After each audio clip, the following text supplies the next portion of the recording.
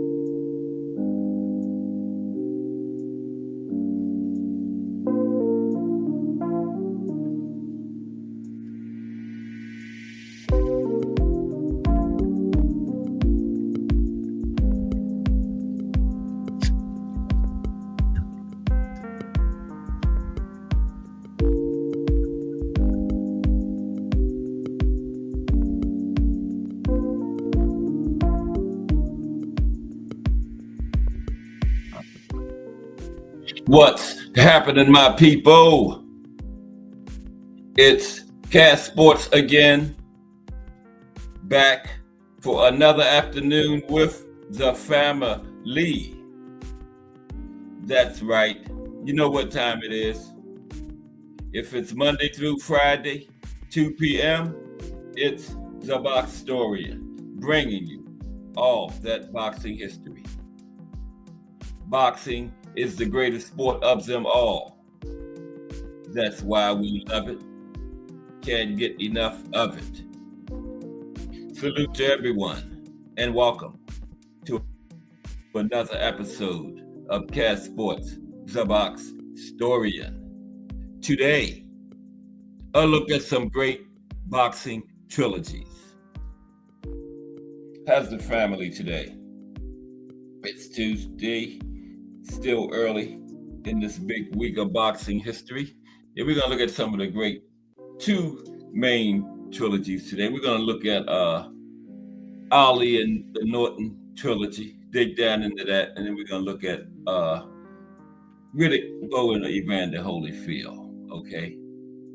We're going to get into it in a few. But for the highlights of boxing history today, it's going to be, we're down to the middleweight division. Okay, going through each division. Today is middleweight. We're going to look at the top 10 middleweights of all time. Well, it's going to be 11 because, sometimes I can't break it down to 10. I just said that one person that can't leave out, so it's going to be the top 11 middleweights of all time today. But how's everyone today? It's Tuesday. Still early in this big week of boxing history. We're going to do think it's West Virginia, right? This weekend. I mean Thursday, for the highlights of boxing history, because we were supposed to do it last week. No, it's Wisconsin. We were supposed to do it last Thursday, but I didn't get on. So yeah, we just got 2 more weeks to go. Wisconsin and Wyoming. Yeah, and the profile this week is going to be the life and career of John L. Sullivan, the Boston Strong Boy. Going to go way back into the past. He fought in the late 1800s, 19th century. John L. Sullivan was the last champion in the bare knuckles era, the old bare knuckles era, way back then. He was the last champion in the bare knuckles era, and he was the first champion in the glove era, when they first put gloves on. So he's going to be the profile Friday, the last bare knuckles champion and the first glove champion, the Boston Strong Boy, John L. Sullivan. Okay. So let's get ready to start with the highlights of boxing history today. It's going to be the top 11 fighters, not 10, 11 in the middleweight division. Couldn't narrow it down to 10.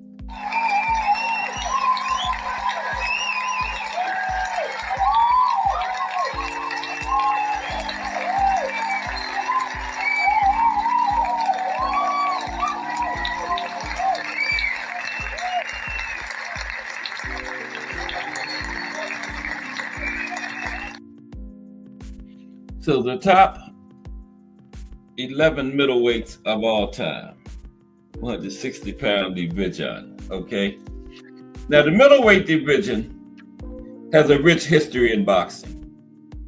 Some fans enjoy the duality of middleweights, as they are often capable of highlight real knockouts that you'd expect from heavier fighters, while at the same time also using tremendous speed like fighters in the lighter weight division.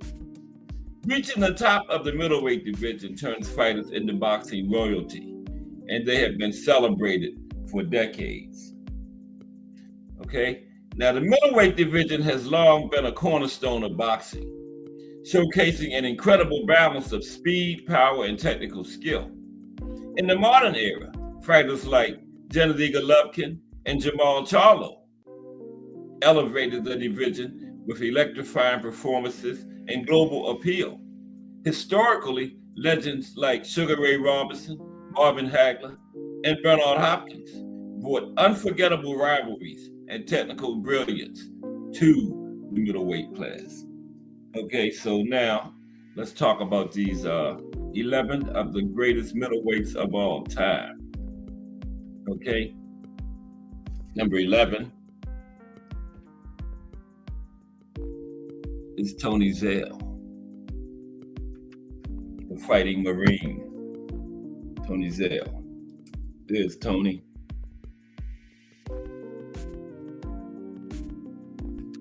Okay. Yeah, no, the Man of Steel. Tony was the Man of Steel. I'm thinking about Gene Tunney. Tony Zale, the Man of Steel. Zale had an iron chin. Okay. Finished his career 67 wins, 18 losses, 2 draws, 45 knockouts. Now, Tony Zale was renowned for his relentless fighting style and powerful body attacks.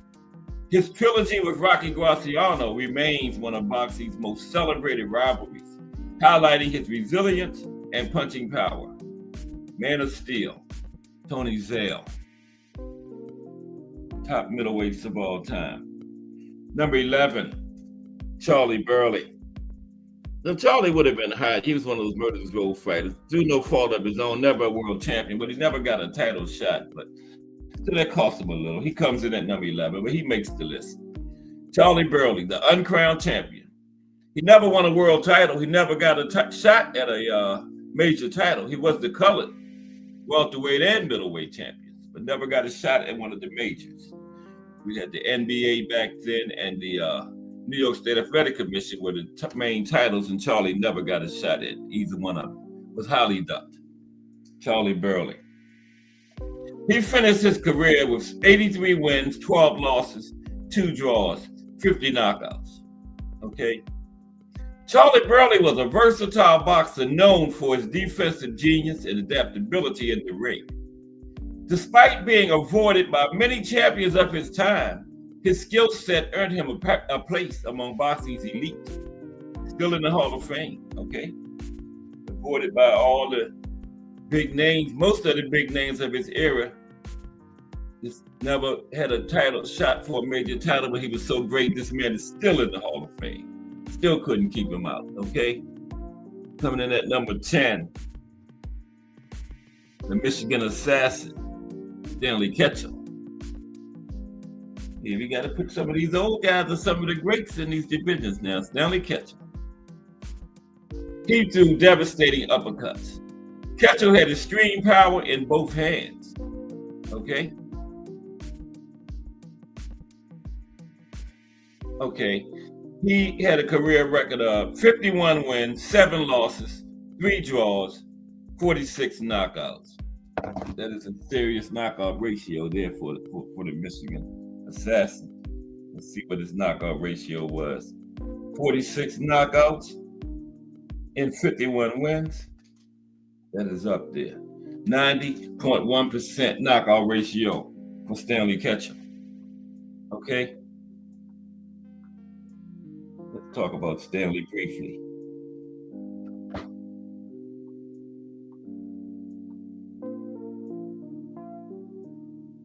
The Michigan Assassin, Stanley Ketchel, had a tough childhood, but he never backed down from a fight.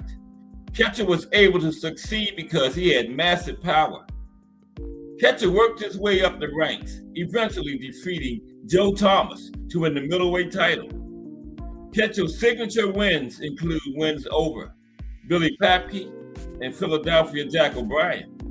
Ketchel also challenged Jack Johnson for the heavyweight title, okay? Ketchel's body punching and inside game often wore down opponents. The Michigan Assassin, Stanley Ketchel. Okay, next, it's the great Tiger Flowers. Coming in at number 9, greatest middleweights of all time, Tiger Flowers. And Tiger Flowers is a trailblazer. Flowers is boxing's first African-American middleweight champion. No, we had to put him in the greatest middleweights of all time. First black middleweight champion right there, Tiger Flowers, okay? Trailblazer. And he finished his career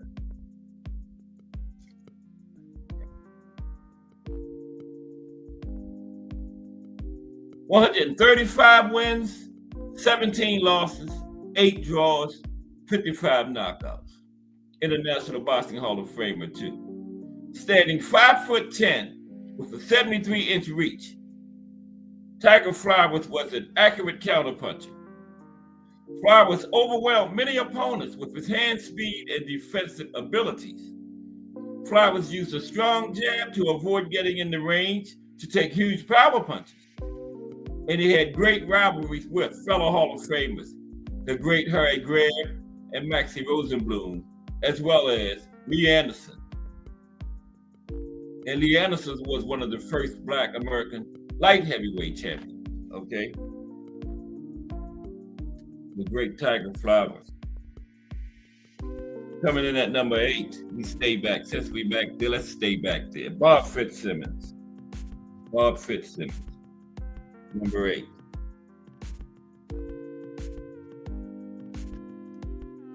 Bob Fitzsimmons is boxing's first 3-division world champion. First man to win titles in 3 divisions, Bob Fitzsimmons. Fitzsimmons is considered one of the hardest punchers of all time.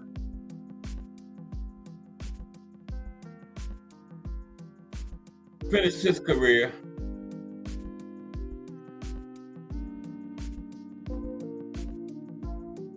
for 69 wins, 12 losses, 14 draws, 57 knockouts. A big middleweight for the era. He fought it at 5'11". Fought right back around the end of the 1800s, early 1900s, turn of the 20th century. Bob Fitzsimmons developed his power through working odd jobs, participating in bare knuckle fights. Fitzsimmons defeated Jack Nonpareil Dempsey. This was the first Jack Dempsey, the middleweight Jack Dempsey, to win the middleweight title. The Hall of Famer would reign for over 3 years before vacating the title to move up to heavyweight. First ever 3-division champion, Bob Fitzsimmons.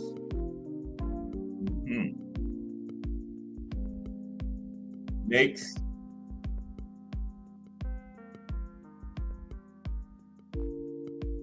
Jake LaMotta. Jake LaMotta comes in next. Jake LaMotta is one of boxing's most famous action warriors. Most of LaMotta's fights turned into brutal brawls. Brutal brawls. And he finished his career 83 wins, 19 losses, 4 draws, 30 knockouts. International Boxing Hall of Famer. Former middleweight champion Jake LaMotta constantly looked for the knockout and was willing to absorb tremendous punishment just to get one shot, and he'd take 4 or 5. Now, while the Raging Bull looked to trade as often as possible, sometimes he would rely on the scientific parts of the sport. LaMotta would feint occasionally, and when facing bigger punches, would use slips and rolls to avoid punches. Jake LaMotta.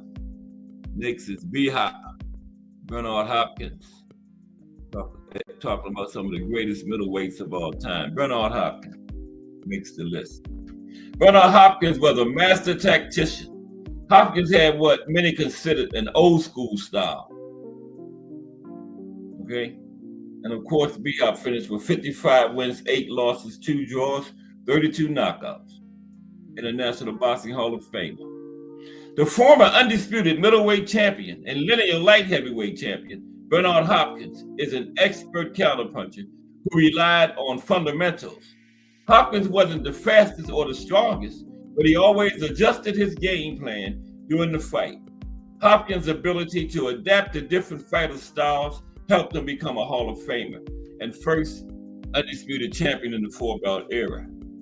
That Bernard Hopkins. Next is Sugar Ray Robinson. Number 4 at middleweight. Sugar Ray is Mr. Pound for pound, but most of that work came from welterweight. 3 middleweights in front of him, I think. Sugar Ray Robinson.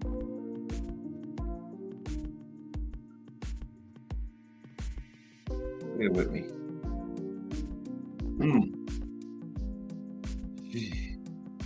Bear with me, please.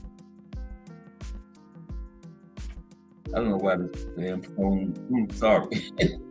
Man, I hate this. Sugar Ray Robinson, considered one of the best boxers ever. Robinson was capable of fighting inside or outside.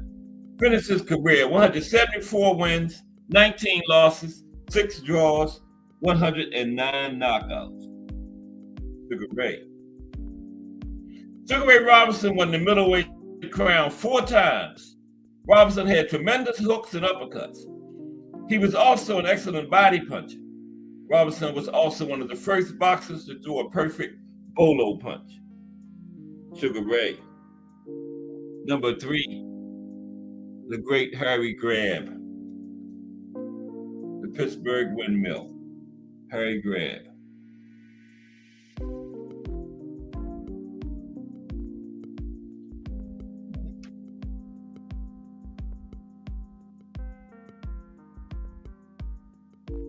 Bear with me.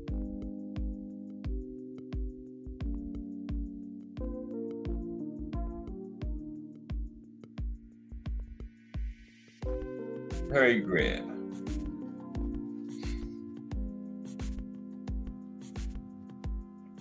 We got a couple more because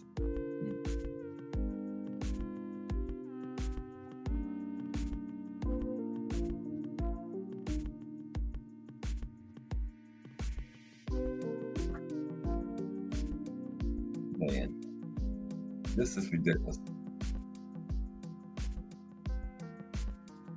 We're having some equipment trouble here. We're gonna get through it.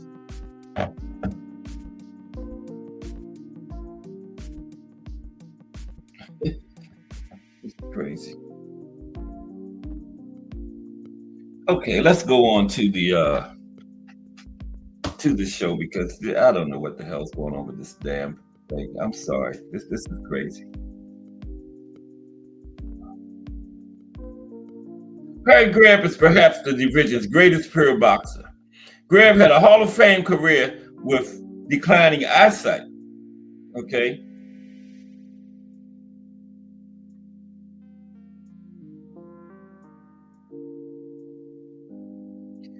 His record finished his career 261 wins, 16 losses, 19 draws, 49 knockouts. Harry Greb was middleweight champion for 3 years. Greb fought over 10 Hall of Famers during his career, 10 of them, including the Toy Bulldog, Mickey Walker, Maxie Rosenblum, and Tommy Loughlin. Greb used a fast counter-punching style to rack up points. He had solid footwork and wasn't afraid to fight on the inside or get rough, and didn't care about breaking the rules a few times either. Greb fought most of his career with a partially detached retina in his right eye. He would eventually lose all vision in that eye. Okay. Number 2, Carlos Monzon. We talked about him and Marvin Hagler yesterday. Carlos Monzon, number 2.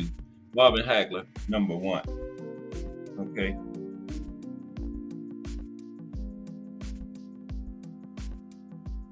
Carlos Monzon reigned as middleweight champion for 7 years.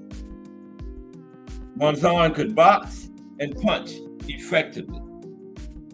King Carlos.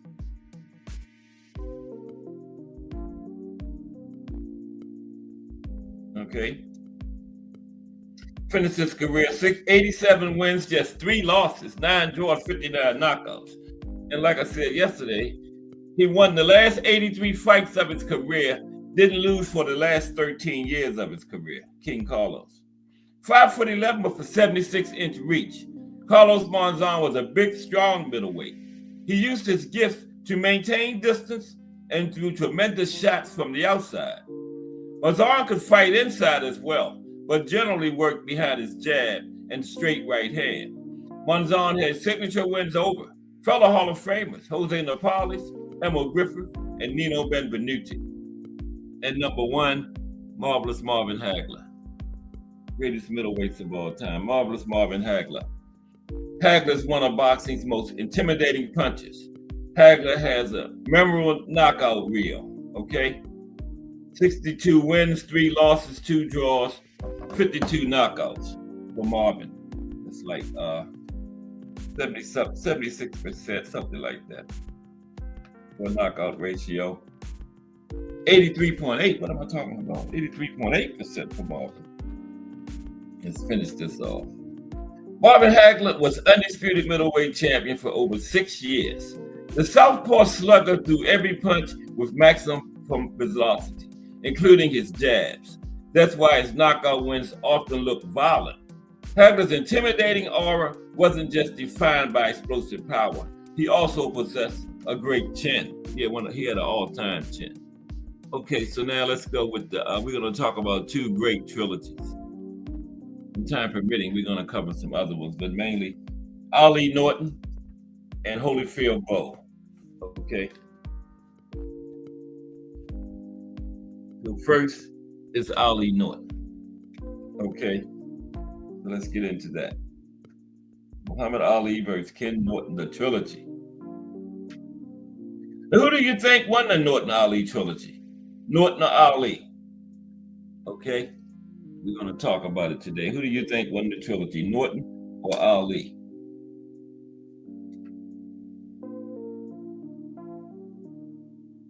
Let's get into that. Okay, now both Ali and Norton are in the Hall of Fame. And the 3 fights between the 2 men are one reason why they are both in the Hall. Now let's look at their trilogy. Ali versus Norton, the trilogy. Okay. Now, styles make fights, and Norton's style troubled Ali.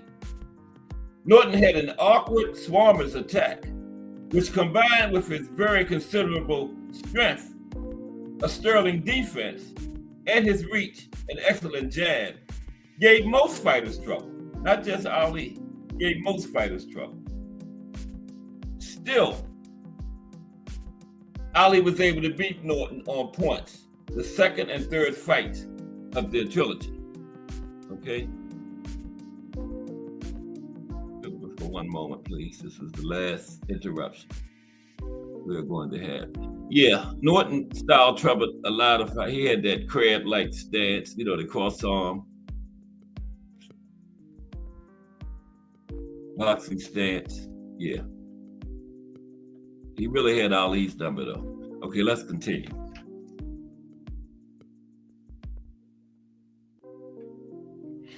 Now, in the first fight, on March 31st, 1973, Norton broke Ali's jaw while giving him the second loss of his career. First one was the Smoking Joe, remember? BBO Sports TV, what's up, BBO? Talking about some trilogies today. Talking about Ali Norton first. Personally, I thought Norton won all three fights, but I found an interesting piece on him. So yeah, but salute BBO Sports TV, 8 o'clock, Monday through Friday. Fire podcast. Okay, salute BBO, appreciate you. Okay, yeah. Ali won the, let's see, where was it? Yeah, Norton broke Ali's jaw, and that was the second loss of his career. Now, after initially considering retirement, Ali decided he would not retire on that note, and he whipped himself back into first-class shape for the first time in years.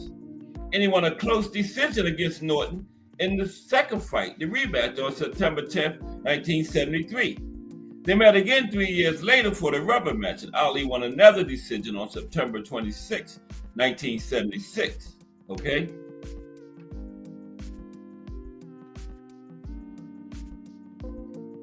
So when Ali fought Norton the first time, he underestimated him. And he had sparred with Norton before. Before that first fight, they had sparred before. Okay? Yeah, Norton was in Mandingo, BBO.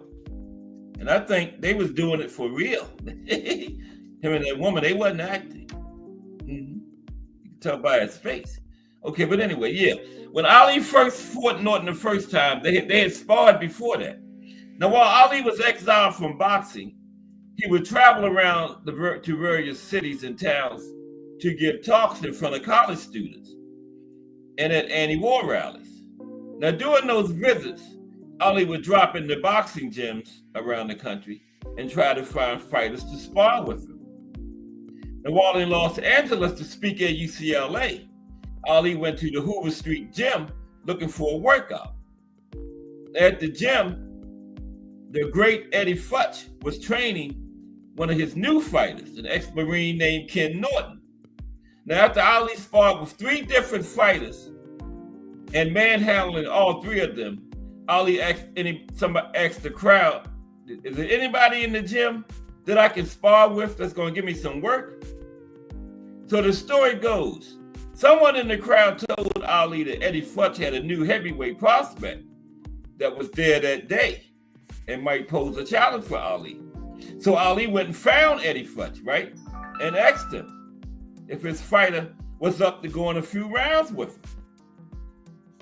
So Eddie Futch would say later, he had heard Ali asking the crowd and he was waiting for him to come to him and ask him to that, right? So Eddie said, I was waiting for him to come ask me to spar with my fighter. So Eddie said he took Ken Norton aside before the sparring and he told him, don't just be a smart guy. Go in there and try to learn something from Ali. Just go along and work out with him. Don't try to be cute. But if Ali tried to take advantage of you, take care of yourself.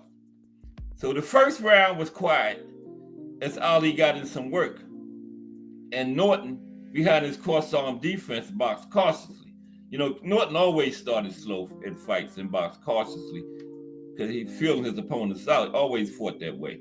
But before the second round, Ali said loudly, Okay, boy, I'm through playing with you. I'm getting ready to put something on you now, right? So over in the corner in the second round, Futch told Ken Norton, okay, now it's time to take care of yourself. And Ali didn't realize how strong Ken Norton really was. Now, Ali, according to Norton and Foreman, was an enormously strong man, but Norton was the strongest man Ali had ever been in the ring with since Sonny Liston. And Norton was at least as strong as Ali. So in that second round, Defiant Arnie 1 in the building. What's up, Defiant Arnie 1? Salute. Yeah, we talking about a few trilogies, and Ali and Norton had actually sparred before their first fight. This is how their sparring went. So before the first round, they kind of felt each other out. So before the second round, Ali tried to manhandle Norton, tried to back him into a corner. Norton literally picked Ali up, spun him around, and threw him into the corner instead, right?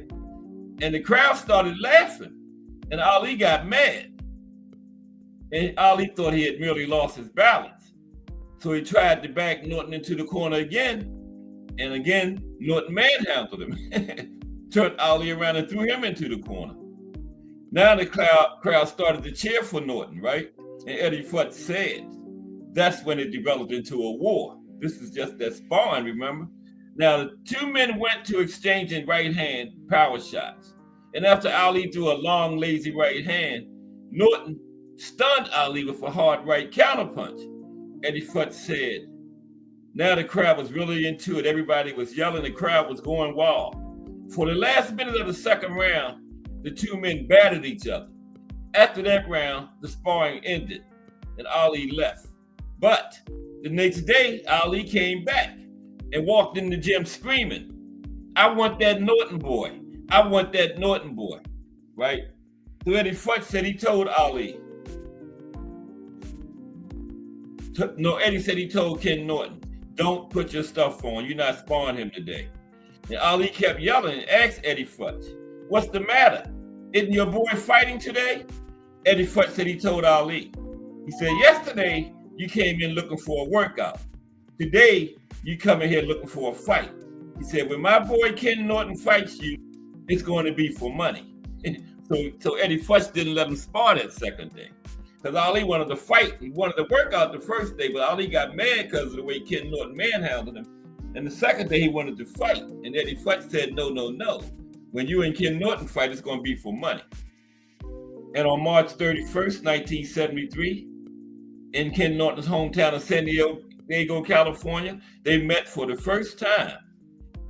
And Ken did get paid for the fight. And Ali got his jaw broken, right? Ali ended up with a broken jaw. So Ali came into the first fight with Norton at least 10 pounds overweight. And despite knowing who Norton was from sparring with him before, Ali made the mistake of not factoring in that Ken had improved greatly over the past 5 years, because the sparring was in 1968 when Ali was suspended. The first fight was in 73. Ali didn't factor in that Ken Norton had got a lot better over the past 5 years, right?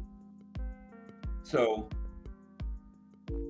and when Ali sparred Ken Norton in 68, Ken only had 5 fights. By 1973, when they had that first actual fight, Norton had 30 fights by then, right?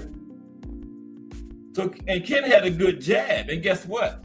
During that sparring, he had not used that jab. So Ali was not aware how good Ken's jab was, right? Ali had not fully realized how good Ken Norton's jab was, or that Ken's reach was longer than his. Eddie Futch probably told Ken that don't use the jab because he knew they were going to fight Ali eventually, so he didn't want to reveal all his secrets. So while Ali was prepared for Norton's strength, he was not prepared for his hard, accurate jab, which Ken threw surprisingly well from his crab-like stance. Ali also was not ready for Ken's defense, the great defense he had. Eddie Futch, the legendary Hall of Fame trainer, talked about Norton's unusual style.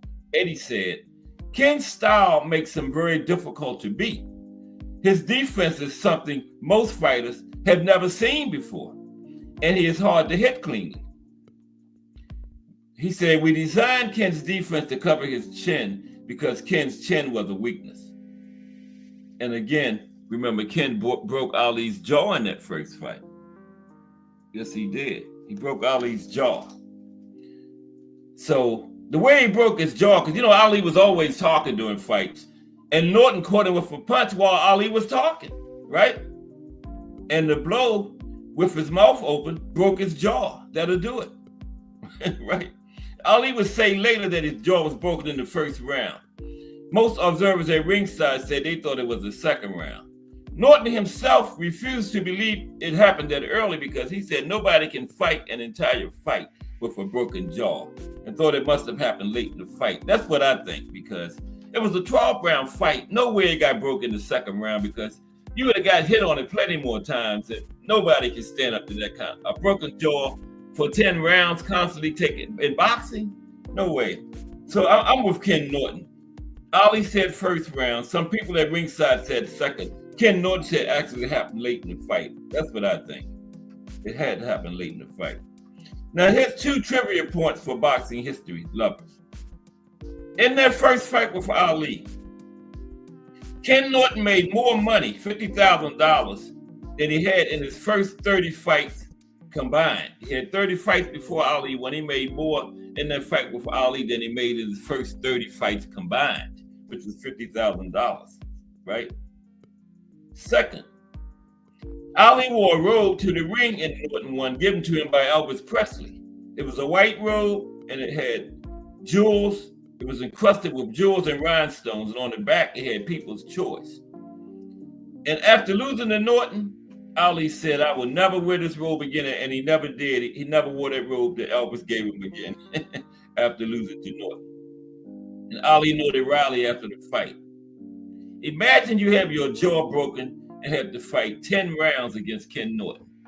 But I don't think it happened in the second round. I'm with Norton. It happened late in the fight. Nobody can stand up to that kind of pain and torture. That's torture, man. Fighting a boxing match for 10 rounds with a broken jaw. What's up, Mike Rim? How are you today? We are just talking about some trilogies today, Mike. Ali Norton. We're digging down into that one. And Holyfield Bowl on Ali Norton now. Yeah, we just got through the first fight. Okay. Now, yeah. Ali said, imagine getting your jaw broken in the second round. You have to go 10 more rounds against Ken Norton. Now, though both rematches Ali won were close decisions. He won in the eyes of many of those in attendance, including, crucially, the judges, right? Now, Ali came into the second and third fights in the best condition he could whip himself into. But Norton was never an easy fight for Ali. Yeah, Ali learned his lesson in that first fight, kind of took Ken lightly. In that sparring, Norton didn't use his jab, and Ali wasn't aware how good that jab was and everything. And he didn't realize how strong Ken really was and how good his defense was, so he took him lightly. But the second and third fights, he whipped himself into great shape, okay? Now, interestingly, Norton believed the second fight was Ali's best. That's why I think, if he won any of them, it was the second one. Norton believed the second fight was Ali's best fight against him. And he believed the last round, which he had taken it easy in, had cost him the fight. Ken also believed Ali won the third fight, which he blamed on his corner for telling him to take it easy in the final rounds. In both the second and third fights, Norton's corner believed he had won. He had it won, and told him not to take risks in the last round. And in both fights that cost him the win, he took his foot off the gas. And judges see that. You know, all those fights were close. I don't know why he would take his foot off the gas. And Ken later in life said Ali won 2 of those fights. You know, we're going to get to that. Now, the second fight, Norton and Ali 2. Okay. In the second fight, Ali won the fight with a dominant final round. Ali used a series of combinations to batter Norton, take the round, and the fight by a split decision. Now, without his performance in the final round, Ali would not have won. Ali who had trained for 6 months for this fight and was in infinitely better shape than the first fight, had demonstrated the stamina for which he had become known for in earlier years. But he admitted after the fight, "I'm more tired than usual because of my age." And after the second fight, Norton said, "I hope we get a rematch." And Ali said, "Ken Norton is the best man I have ever fought." Of course, that was before the Thriller in Manila against Joe Frazier, right? This was 74. This was before Joe Thriller in Manila. Now, unofficial ringside poll of sports writers, 8 scored it for Ali, 6 scored it for Norton, and 1 scored it a draw. And Ali and Norton met for the third and final time on September 28th, 1976 at Yankee Stadium, the Bronx, New York, USA. And I saw every second of that fight, and Norton won that. I don't care if he did say he lost. I saw every second of it. Norton won that fight, man. I don't know why. Maybe Ali paid him to say he lost. I don't know. But I saw it. Then the third and final fight, Ali at almost age 35 entered the ring once again as a heavyweight champion. Now, both fighters showed their strength during the fight. Norton was the aggressor. Ali was landing better, cleaner shots. Neither fighter established themselves as a dominant winner. Now, Ali won by unanimous decision, thereby retaining his title, right? And once again, eerily, Norton's corner had urged him to not take any risks in the final round. And once again, their advice cost him the fight. Yeah, the final round. And the referee, Arthur Mercante, recalled, excellent referee, and Arthur Mercante recalled why Ken Norton lost the fight as well. This is what the referee said, Arthur Mercante. He said it all came down to the last round. He said, "I went to Ali's corner, and Angelo Dundee was screaming at Ali to fight like hell. You need this round." He said he went to Ken Norton's corner, and they were telling Ken Norton he had the fight won and to just take it easy and move. Yeah, both corners were getting different advice. This was the referee. He went to both corners and heard what they were telling their fighters. Yeah. But after the fight, Ken Norton said, "I won at least 9 or 10 rounds. I was robbed." And Ali said, "I had just enough to win. I know I'm the winner." Now, later on, Ali would say in an interview, he was lucky to win, that he thought at the time before the decision that he had lost the fight. That was the only interview he ever said that. But one time he did say that. Before the decision, he said he thought he had lost. But he never said that again. For Norton, that changed with time. As his book and his final interviews had him believing, his corner cost him the title when they told him to play it safe in the championship round. Yeah, Norton admitted, in his book that he thought he lost 2 of those 3 fights.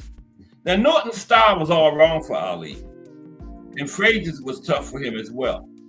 Ali had real trouble with swarming in fighters like Norton and Frazier, right? And Angelo Dundee said it best. Angelo Dundee said it best.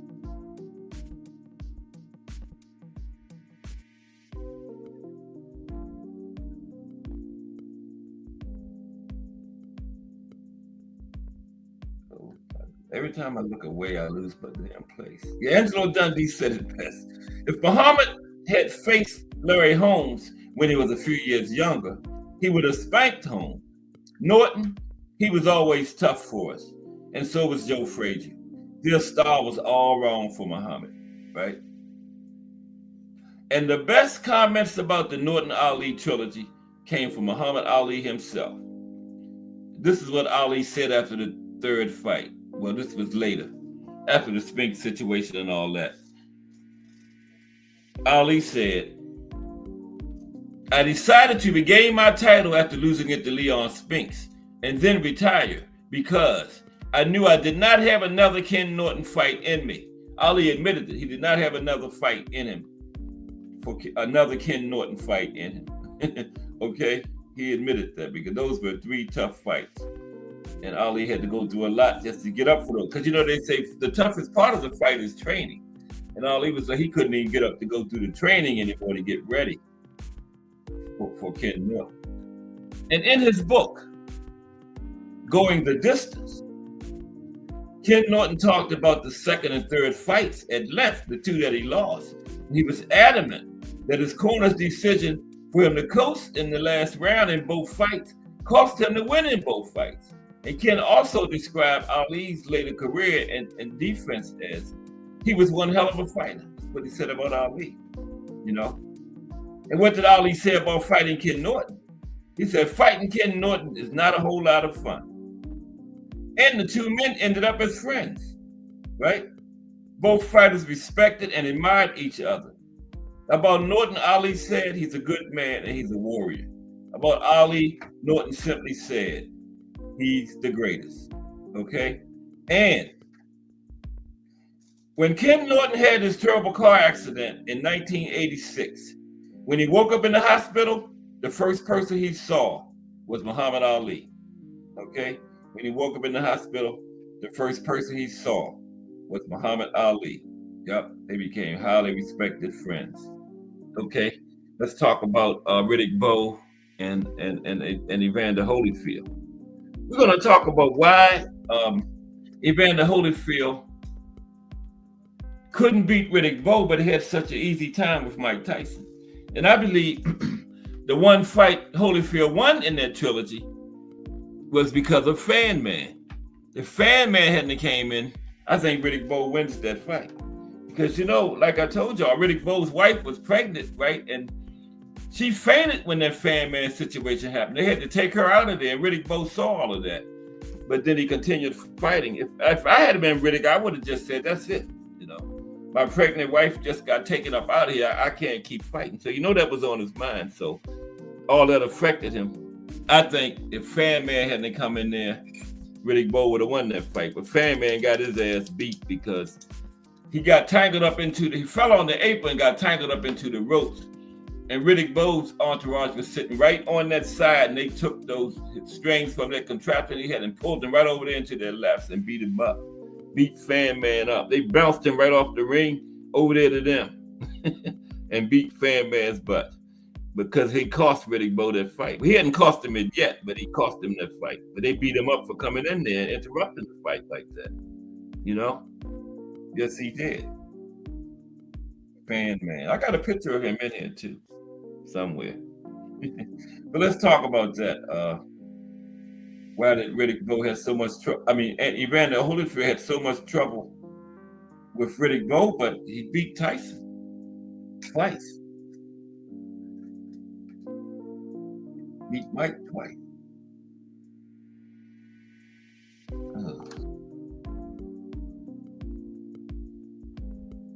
I hit the wrong thing. There we go. Right there. How's everybody today? It's Tuesday. Still early in this big week of boxing history we're embarking on. Tomorrow is Wednesday. We got Wisconsin Thursday. For the boxing in the States, just two more. We didn't have one last Thursday, remember? Didn't have a show. And then Friday this week, the life and career of the Boston Strong Boy, John L. Sullivan. We're going back into the 1800s. John L. was the last bare knuckles champion and the first club champion. Yeah. Okay. But, yeah. The question is, why was Holyfield able to beat Mike Tyson, but had so much trouble with Riddick Bowe? Glad y'all asked. Thank you for the question. What's up, Mike Rim? Mike Masick. Mike Rim been in there. What's up, Mike Masick? How are you? You missed the Muhammad Ali Ken Norton trilogy. Did you wait in time for the Riddick Bowe Evander Holyfield? Do you know, Mike, why was Holyfield able to beat Tyson but had so much trouble with Riddick Bowe? Glad you asked, Mike. I was going to tell y'all. Let's go. Let's get into it. Thank y'all for the question. Anyway, Now, Mike Tyson was vulnerable to two kinds of fighters. A big, long outboxer who could safely jab and counter him from a distance, like Buster Douglas, or Lennox, never fought Lennox, but like a Lennox Lewis or Buster Douglas, like Buster Douglas did it. And the other one was a ferocious infighter who could beat him up inside, like Evander Holyfield. Then you had to be big to do that, right? Like Evander, okay? Now, Holyfield was the latter, the ferocious infighter, a skilled and ferocious infighter who outbullied the bully. He could not do the same to Riddick Bowe that he did to Mike Tyson, okay? Because Riddick Bowe was a lot bigger than Mike Tyson too, and Riddick Bowe had a better jab than Mike Tyson. Riddick Bowe was a lot better boxer than Mike Tyson, okay? Now the first part of this question requires we examine how did Holyfield beat Mike Tyson? Because it's always with boxing, styles always make fights. Styles always make fights. I don't care what fight it is. Styles gonna make them. Okay. Okay, let me see if anything happened in the chat. Right quick. No. Appreciate everybody. So far we got Mike Mazik, Mike Grimm, Define Arnie 1, BVO Sports TV, and Miss Cass. Okay. Yeah, styles always make fights though.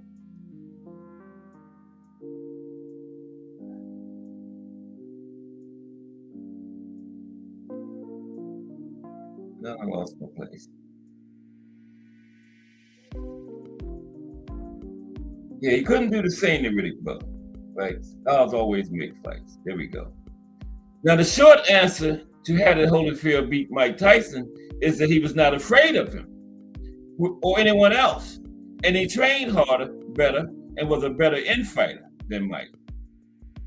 Even in his best days, even because when he fought Holyfield, that was long after Kevin Rooney.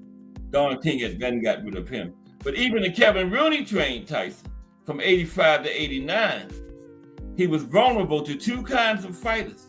A great outboxer who could use speed, size, and reach to stay outside, out of Mike's range, and a ferocious infighter, a Joe Frazier type, who would roar inside Mike's preferred range.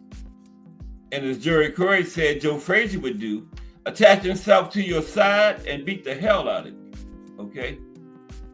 Now, one of the biggest errors fanboys make in assessing Mike Tyson is believing because of his reach, he was an infighter. Mike was not an infighter. At his best, Mike used a classic peekaboo stance and he was a mid-range boxer puncher. A mid-range boxer puncher. Yeah, Mike was not an infighter, okay? Also, at least part of Mike's game in his best years was intimidation. Guys were, as James Bonecrusher Smith said, beat before they ever got in the ring with Mike. Okay, that was a big part of Mike's game, intimidation. Okay? Huge part of his game, intimidation. So you need a special kind of fighter. He's a master outboxer with speed, size, and reach, or a ferocious infighter with a great chin. Because you're going to get tagged by Mike. You had to have a good chin. And the opponent had to be fearless and not subject to Mike's intimidation. Now let's go back some years. Let's background to Holyfield versus Mike Tyson as pros. Now the entire key to Holyfield-Tyson was in Holyfield's ferocity. Holyfield, who had speed and skills, was known for his heart. Okay? His manager, Shelley Finkel, said it best. Evander is a very special human. He has more determination than any person I have ever met.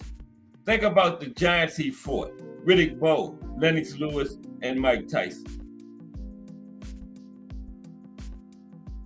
Now we go back a ways. Now Holyfield set the stage for beating Mike Tyson as a pro decades before they met, when both were amateurs at the Olympic trials for the 1984 Olympics. Now, it was part of Cus D'Amato's plan for Mike Tyson's career to win the gold medal at the Olympics, and as his earlier protege Floyd Patterson had done in the past. The Olympic gold would be as valuable as winning a world title as a pro, if not more. It could be monumental. It could be monetized, and Cuss had already done it once with Floyd Patterson. Now, Cus D'Amato knew winning a gold medal would mean instant celebrity for Tyson, giving him a much better framework from which to launch his pro career. It was the logical step in following the footprints of Floyd Patterson and becoming the youngest heavyweight champion in the history of boxing. So Cus had the same game plan for Mike, where he took Floyd Patterson to the Olympics, won a gold medal, and then he made him the youngest ever Olympic champion. He had the same blueprint for Mike Tyson. But, he got waylaid a little bit. It never got the gold medal. But let's talk about it, okay?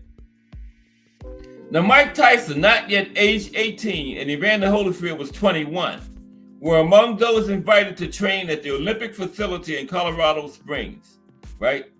Holyfield had won a silver medal at the 1983 Pan Am Games, while Mike got his by winning the 1984 National Golden Gloves Championships in St. Louis, Missouri. So both of them came in there with gold medals as amateurs. Mike at the Golden Gloves, Holyfield at the Pan Am Games. With the Pan Am Games is huge. That's probably one of the biggest medals other than the Olympics. Okay. Now those 1984 Golden Gloves finals was where the country boy from Georgia, Holyfield, and the city kid from Brooklyn, New York met for the first time. Now Tyson won all 5 of his fights on the way to the national title as a heavyweight, 4 by knockout. Holyfield knocked out all 5 of his opponents, also winning the national title as a light heavyweight, so they both won the championship. Tyson was named the outstanding boxer of the tournament, and that did not sit well with the competitive nature of Holyfield, who felt he had been the more dominant fighter, so they got a rivalry going already. So in Colorado Springs, Holyfield got a chance to prove he was better than Mike, right? There were plenty of tough guys at the trials, but Holyfield stood out. According to Paul Gonzalez, Paul later won a gold medal at the Olympics as a light flyweight. Paul Gonzalez said about Holyfield, Paul said, Holyfield always had to look like he wanted to fight. I remember Pernell Whitaker looked at Holyfield and said, I don't know if I should smile at you or fight you. Holyfield just looked at you with his eyes and just stared right through you. You would always assume that he wanted to fight you, but that's just the way Holyfield was, okay? Well, in 1984, Holyfield established he was not afraid of Mike Tyson, okay? Twice, Holyfield and Tyson crossed paths at Colorado Springs, and it paved the way for their pro fights years later. The first collision came when Pat Nappy, the head coach of the U.S. Olympic boxing team, wanted someone to spar with Mike Tyson, who was brutalizing and beating up everybody, right? So he was competing as a lightweight and was 25 pounds lighter. Evander Holyfield volunteered to get in there with Mike. And the resulting battle was so ferocious that Nappy had to stop it after just 1 round. Holyfield met Tyson in the center of the ring, and the two fought bitterly. To everyone's astonishment, the smaller Holyfield stood his ground, more than held his own, okay? So 12 years later, as Holyfield prepared to face Tyson for the first time as a pro, he would refer back to that sparring session, telling his team, I whooped his ass back then, and he ain't gonna never forget that. And I ain't never forget it either, okay? So the second time they crossed paths at Colorado Springs, we go back to the 80s now. The second time they crossed paths in Colorado Springs took place over a pool table, right? Now Tyson had control of the table. Because you win, you keep going, next man up. You lose, you sit down. Tyson was beating everybody. Then he scratched on the 8 ball, so that you lose. Tyson got mad, believing that he hadn't really lost. That don't count, but yes, that does count. And Mike refused to sit down. And guess who the next guy up was? Evander Holyfield. And the guy that he scratched against wasn't going to sit down because he won. You scratched on the 8 ball, you lost. But Mike wouldn't sit down. And the next guy up was Evander Holyfield. So Mike was holding the cue stick, took the cue ball off the table and wouldn't let Evander and the next guy play. He took the cue ball. You can't play pool without the cue ball, right? So Mike took the cue ball. So Evander Holyfield grabbed his own cue stick. And him and Mike was standing on either side, other sides of the table, glaring at each other, right? And that standoff lasted for only a few seconds. Mike said, but according to Gonzalez and others who were there, it was momentous. Finally, Mike said, F it, threw the cue stick and the ball on the table and walked away and left. So Holyfield then said, to this day, Tyson claims that didn't happen. He claims he don't remember that. Any showdown over a pool table. He said, I don't know nothing about that. But Holyfield remembers it. Holyfield remembers it. Holyfield said, he knows I'm not scared of him, right? He knows I wasn't scared of him then, and he knows I'm not scared of him now. Mike don't remember it, but Holyfield remembered it well. Okay? So, now, could a Rooney-trained Tyson have beaten the very best heavyweight version of Holyfield? I don't think so. The one who beat Bo in their second fight? We will never know. But Holyfield is convinced he would always have won the fight against Mike Tyson because he had Mike Tyson. Holyfield felt he had Tyson's number from Colorado Springs for those 2 incidents for the rest of Mike's life. Holyfield said, I just got his number. He knows I'm not scared of him, right? And I think that was in Mike's head for them Holyfield fights too. Both of those incidents was because a person that strives on intimidation like that, something like that lives in your head, man. Yeah, so Holyfield had his number mentally and physically. So let's talk about Holyfield and Riddick Bowe now. Yeah, but he always had Mike's number from those 2 incidents in Colorado Springs. Okay? So let's talk about Holyfield and Bowe. That's why the question was, why did he beat Mike and had so much trouble with Bowe? That's why he beat Mike, because Mike couldn't intimidate Evander. That had a big thing to do with it. And Mike knew he couldn't intimidate him from way back when they were kids. Well, not kids, but young. Mike was 18, Holyfield was 21 when those 2 incidents happened. Now, Riddick Bowe at his best was simply a beast. He was huge, strong, quick, with power in both hands, and he could take a punch. And with Eddie Futch as his trainer, he was highly skilled. Everything that Holyfield could do, Bowe could do it a little bit better. Bowe had Hall of Fame trainer, the great Eddie Futch, Papa Smurf, as his trainer, and that was huge.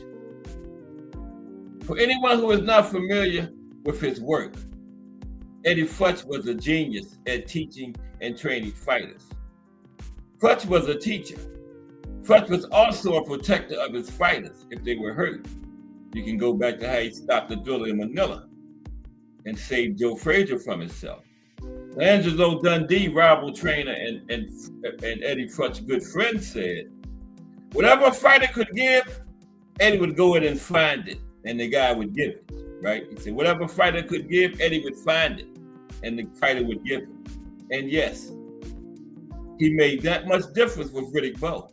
Now, Riddick Bowe at his best with Eddie Futch was a generationally great fighter.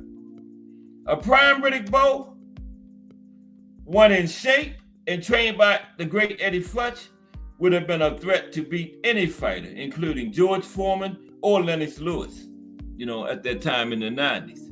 Bowe could have beat anybody. 6'5" with an 81-inch reach. And in shape, Riddick Bowe weighed 235 pounds. That was his perfect, optimal fighting weight, 235. He was an excellent fundamental boxer, had a great chin, power in both hands, and could fight inside or outside. And he would have been a stern test for any fighter who ever lived, any heavyweight. Bowe had a deadly powerful jab that he used to control his fights and beat up his opponents at long range. And he also used the jab as a key to a very good defense. Now, Evander Holyfield said this about Riddick Bowe. Okay, he fought him 3 times. Holyfield said Bo had the best jab. He said he was consistent with it. He said Lennox Lewis kind of had a good one, but Bo used his for offense and defense. And at any given time, he used the left hand. And he said, oh yeah, it was powerful. Now, Bo's career numbers are very impressive. 43 wins, just 1 loss with 33 knockouts, 74% knockout ratio, and the undisputed heavyweight champion of the world, defeating Hall of Fame all-time heavyweight Evander Holyfield in 2 out of their 3 fights. Now, when Eddie Futch left, all discipline that Riddick Bowe had left with him. And Bowe's enormous talent and promise also left with Eddie Futch and would go unfulfilled. Now, Bowe is ranked by many experts in the top 15 all-time heavyweights, but he could have been higher if he had met the other 2 dominant fighters of his era, Tyson and Lewis, and beat him. Bowe is one of the saddest stories in boxing. Physically, he had it all: size, strength, speed, power, great technique, inside and outside game, and a solid chin. Had he fought Lennox Lewis with Eddie Futch at his side, as he had signed to do in 1994, and had he won, which Eddie Futch believed he could have, he would be ranked much higher than 15. He would definitely be in the top 10. Eddie Futch said sadly, at one point, I thought he could be the best heavyweight I ever trained, and that is saying big. That's big praise there, because Eddie Futch had spoken Joe Frazier, Ken Norton, and Larry Holmes. And he said Riddick Bowe was potentially the best. If Riddick Bowe would have really wanted it and trained and went after it, he would have been the best he ever had. And again, he had spoken Joe Frazier, Eastern Assassin Larry Holmes, and Ken Norton. And he said Riddick Bowe could have been the best of all of them. Okay? But Bowe didn't want it. Nope. Now, why was Holyfield unable to overcome Riddick Bowe twice? Now, Emanuel Stewart, who trained Holyfield, said Riddick Bowe at his peak with Futch at his side was a perfect heavyweight.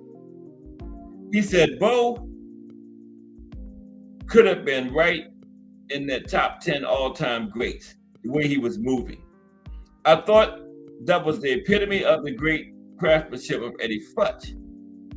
Eddie said that was because that was the one kid that he took from the beginning and developed him into a complete fighter. Emanuel Stewart said he remembered the night that Bowe knocked out Jesse Ferguson. He said, I was there. And Bowe's next fight was going to be against Evander Holyfield, who Emanuel Stewart trained, right? He said, Bowe looked so good that night. And in the post-fight press conference, he told Eddie Futch, he looks like he became a complete perfect fighter that night. And he told Eddie, I don't even know how well I was going to be able to train Evander Holyfield to beat him. That's how good Bowe looked that night, right? And Stewart said at his best, Bowe was also better than Lennox Lewis, who Emanuel Stewart also trained, okay? Holyfield was asked, who was the better fighter between Bowe and Lennox Lewis? And Holyfield said, I would say Bowe. And Holyfield went further. He faced all the great fighters of his era, Tyson, Bowe, Lennox Lewis, Foreman, Holmes. And when asked which was best, Holyfield said, I would say Bowe. Just like Eddie Futch said, you know? Bowe could have been better than all those great fighters. Holyfield actually fought him. Well, he fought Holmes and Foreman. They was over 40, so they don't really count, right? But like I said before, everything Holyfield could do, Bowe could do better, okay? Bowe was 3 inches taller. Bowe was 30 pounds of muscle heavier. Bowe had 3 inches of reach on Holyfield. Bowe with Eddie Futch could box every bit as good as Holyfield. Bowe was as good an infighter and had a better chin than Holyfield. And Bowe, like Holyfield, loved a good fight. In short, Riddick Bowe was not afraid of Holyfield. At his best, he was bigger, stronger, just as quick, with a deadly jab, which he used like a scalpel on offense and defense. Power in both hands, and could do everything Holyfield could do, and some he could do better. And some things Holyfield could not do. And that is why he beat him twice. That is why he beat him twice, okay? Now let's look at, I got some other trilogies I wanted to look at today, and we got time. Okay. Wow, I had a whole lot of stuff I didn't show. It's dope. Holyfield and Big Daddy. I think this is the last one here. Yeah, I got some other trilogies I wanted to talk about too. Okay. Let me get that going for you. Yeah. Okay. Yeah, we're gonna get some link time too. Maybe. No, nobody been hitting it, so. But let's talk about these trilogies and see what happens. These are some of the greatest trilogies in boxing history here. Okay. Now let's talk about trilogies before we get started, right quick. Okay. Now, boxing lore is woven together from great fights, and an extended rivalry between two top fighters increases the chances that a fight will be great. Now, fighters get to know each other. Don't start that. Fighters get to know each other intimately over the course of multiple engagements. They learn each other's tendencies, strengths, and weaknesses. And somehow, a trilogy seems particularly tidy. 3 fights are usually enough to establish decisively who is the better man. There have been some terrific 2-fight rivalries and some classics that stretch to 4, 5, or even more fights, like Sugar Ray Jake LaMotta's 6. But a high percentage of the greatest rivalries in boxing history have been played out over a 3-fight series or trilogy. Let's talk about some of them. The Hands of Stone, Roberto Duran versus Esteban de Jesus. I still can't believe Esteban de Jesus is not in the Hall of Fame, man. I still can't believe that, man. I think that was a misprint. Esteban de Jesus got to be in the Hall of Fame, man. Y'all believe that? Esteban de Jesus not in the Hall of Fame? He was the only man beat Roberto Duran in the 70s. That's enough right there to put him in. Come on, man. But Esteban de Jesus versus the Hands of Stone, Roberto Duran. Excuse me.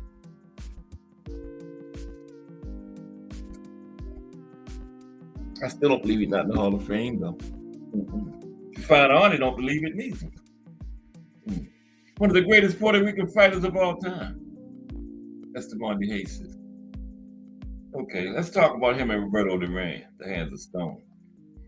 Now, by the time he moved up to welterweight to face Sugar Ray Leonard in 1980, Roberto Duran had already established himself as arguably the greatest lightweight champion of all time, and he was already a legend. He was already legendary.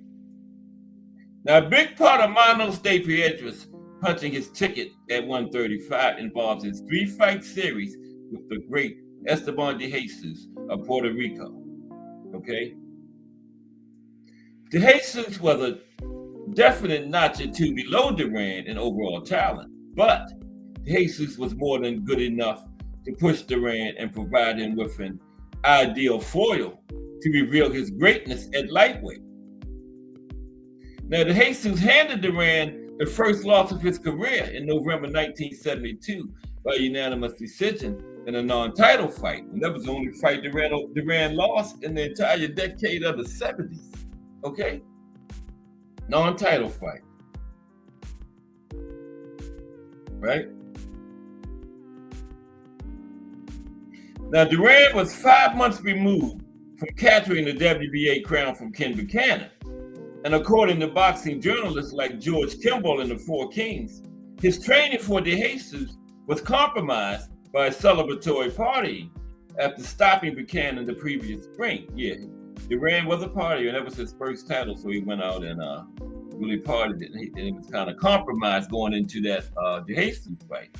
Now, Duran seems to have not taken de Jesus lightly again after that first fight that he lost. In March 1974, Duran climbed off the canvas after a round 1 knockdown to knock out De Jesus in round 11. And in the last fight, the third fight of the trilogy as a lightweight, in January 1978, Duran beat De Jesus by round 12 TKO. And that was his last fight as a lightweight. Okay? Some of the greatest trilogies of all time here. Let's go back a ways. Floyd Patterson versus Ingemar Johansson. There's Floyd and Ingemar. This was a good one. All three ended in knockouts. Now, Floyd Patterson and Ingemar Johansson are two of the most overlooked heavyweight champions, particularly the Swedish Johansson. But their 3-fight series provided some of the division's greatest action in the era between Rocky Marciano and Muhammad Ali. Floyd Patterson fought Muhammad Ali, I think, twice.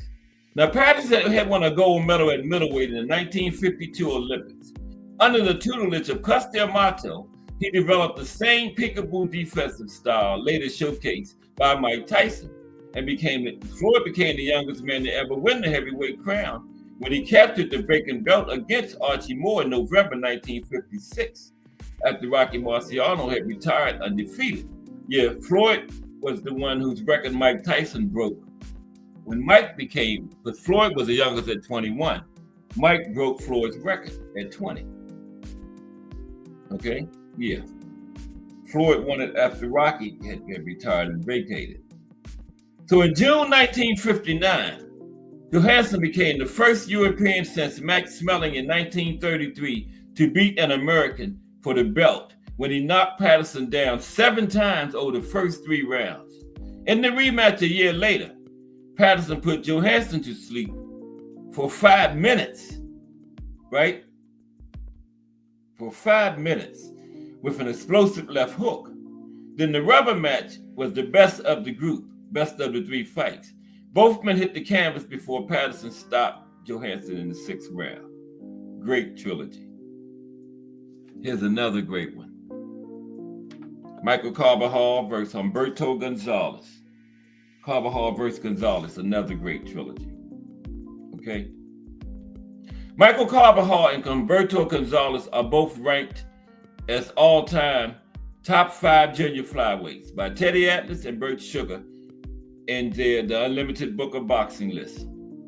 In 1993 and 1994, Carbajal and Gonzalez fought 3 times, drawing a nearly unprecedented level of attention to the 108-pound division. Yeah, those 3 fights probably drew the most attention down there that they ever had out of those lower weight classes. Now, Gonzalez was a Mexican native and already a seasoned professional by the time Carbajal from Phoenix, Arizona, he was of Mexican descent, turned pro, okay? In the thrilling first fight, an IBF and WBC verification fight, Chiquita looked to apply heavy pressure to his less experienced opponent and knocked him down twice in the first 5 rounds. But Carbajal started to turn the tide in round 6. In round 7, he caught up to Gonzalez and knocked him out. Now, Gonzalez won both of the rematches by split decision in February 1994 and by majority decision in November 1994. Yeah, Carbajal took the trilogy 2 out of 3. Okay? Another good one, go back a ways again, was the great Dick Tiger versus the great Gene Foreman. Those were 2 of those great 1950s middleweights, Dick Tiger and Gene Foreman. Yeah, that was a great one. I gotta take another drink real quick. Excuse me. Okay. Gene Foreman was the middleweight champion of the world when he faced Dick Tiger for the first time in October 1962. He was on a run that ranks among the best in the history of the middleweight division. He had beat Benny Parrott and Joey Giordella. He had gone 2-0 against Carmen Vasilio, and he had gone 2-1-1 against the great Sugar Ray Robinson. Dick Tiger was from Nigeria by way of England. He turned pro at age 26 and lost his first 4 fights. to professionals who had over 20 fights. His first 4 fights were against pros with all over 20 fights each. In his 5th fight, Tiger knocked out a guy with over 20 fights. Okay. By the time he fought Gene Fullmer, Tiger was an accomplished world-class professional who had split fights with Giardello. In the first fight, Tiger beat and bloodied Fullmer to win the world title by unanimous decision. They fought to a draw in Las Vegas the following February. In August 1963, Tiger staged the first world championship fight in history in Africa, in his native West Nigeria. This time, he pounded Fullmer en route to a round 7 stoppage. So Dick Tiger won the 3rd one, won that trilogy.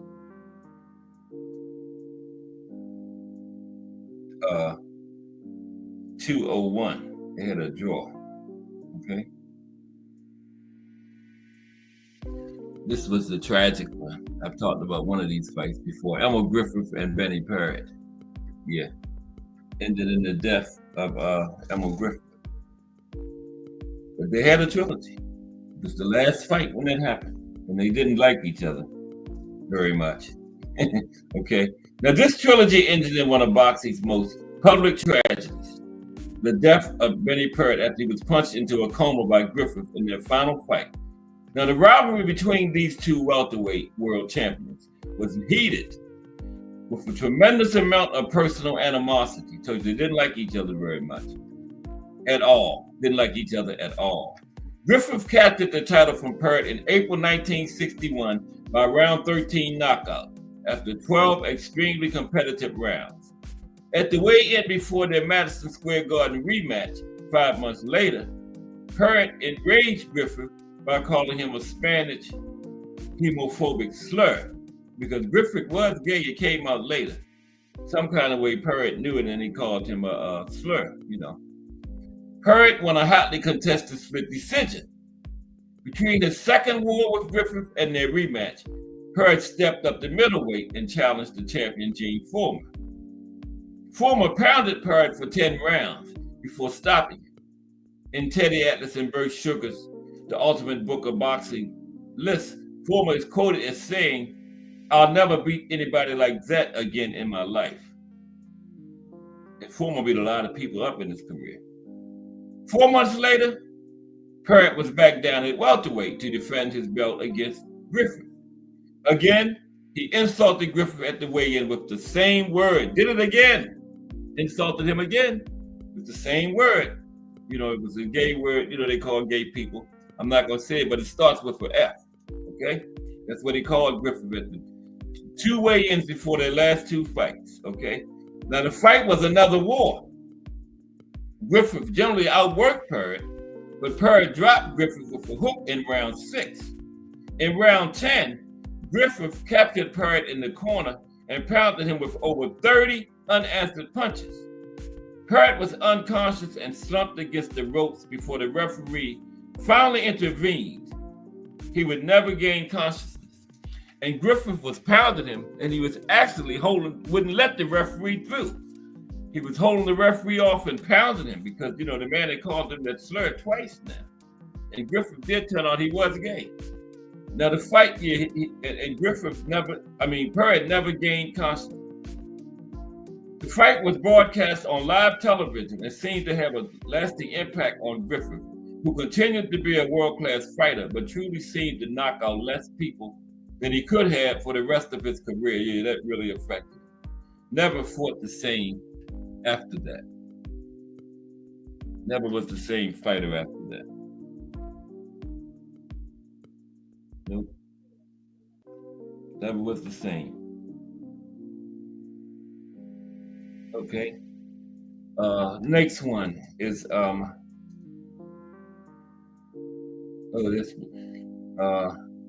Ward Gaddy. Mickey Ward, Arturo Gaddy. It's the next trilogy. Mickey Ward, Arturo Gaddy. Yeah. There was one after one fight. One of them said, "Now I know what it's like to fight my twin." This trilogy was less meaningful than any of the others on this list in terms of world title significance, But in terms of pure drama and excitement, it still has the rate among the best. Okay, still has the rate among the best. And in terms of significance for boxing, these fights were pretty important for enhancing the visibility of the sport and winning fans in an era when the sport was down in popularity.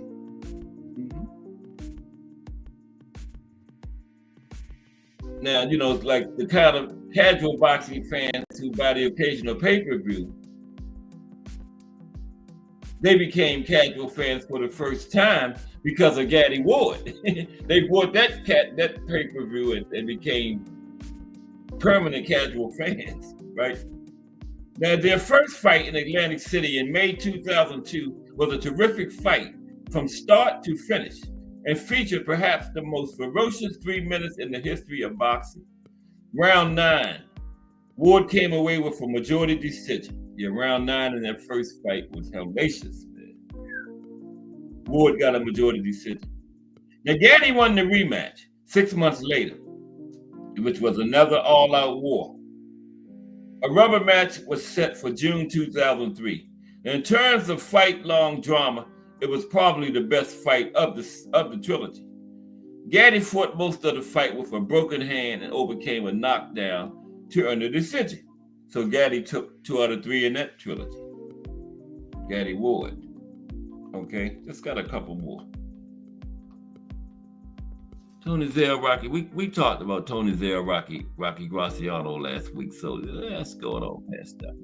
Remember we talked about that trilogy they had last week. So we're gonna go to Battling Nelson and Joe Gans, way back in the day. Yeah, they had the 42-round fight, the longest championship fight in history. 42 rounds. I told you Joe Gans fought the last 8 with a broken arm. Now, this was a 3-fight series, but these early 20th century legends fought 80 total rounds over 3 fights. 80 total, because, you know, back then they didn't have no 15-round limit. So it was a 3-fight trilogy, but it was 80 rounds, right? 80 rounds over these 3 fights.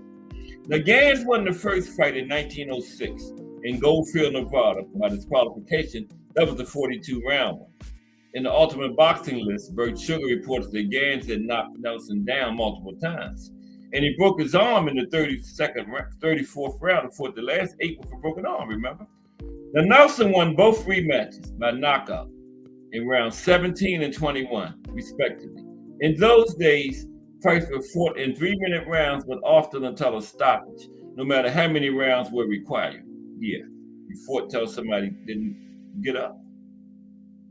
Marco Antonio Barrera, Eric Morales. That was a big one. Barrera Morales. Now, in the early years of this century, Eric Morales and Marco Antonio Barrera were the 2 premier boxing champions emerging from Mexico. Now, when Morales and Barrera fought, there was always the sense that for each man, proving he was the greatest fighter from Mexico was just as important as whatever piece of hardware was on the line. And they did not like each other, but they're best of friends now, but during those fights, they did not like each other. Their fights were emotionally charged, heroic affairs, and helped make them major stars to boxing fans around the world. All 3 fights were non-stop wars. Barrera and Morales were elite boxers, but in these 3 fights, both men opened up and welcomed a macho war of attrition.